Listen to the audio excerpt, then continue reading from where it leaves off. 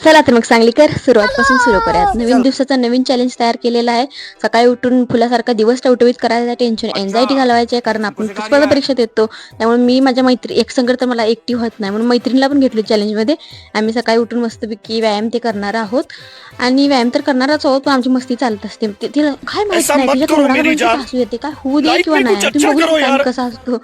मला हसू येते तिला बघितल्यावर. मस्तपैकी प्राणायाम केला आणि आमच्या हॉस्टेलमध्ये नवीन झाडं आल्यात ती बघितली की ही कुठली झाड आहेत. मग काल धुतलेली कपडे आणलीत, घडी घातली, मस्तपैकी फ्रेश झाले आणि नाश्ता करायला बसले. नाश्ता मस्त आहे, नाश्ता नाही तर काष्टा नाही असं काय. पण नवीन फुलं आणलेली, तोडली, देवाला वाहिलीत आणि नंतर परत अभ्यासला बसले. पाणी आणले पहिला, कारण सांगितले मी झोप येते.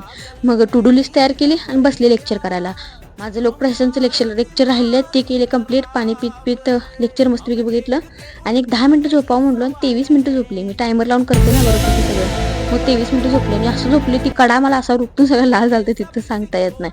आणि मग निघाले आणि जाताना देवाला बघितलं. आपण आणलेली फुलं होती तिथे, खूप भारी वाटते आपली फुलं अशी घातलेली असली तर. संध्याकाळी चहा पिला आणि परत अभ्यासला बसले. तेव्हा मी वाचन केलं फक्त. त्यानंतर हॉस्टेलला जाऊन जेवण केलं मस्तपैकी आणि छपरी चाले डान्स केल्याशिवाय मनात भारी वाटत.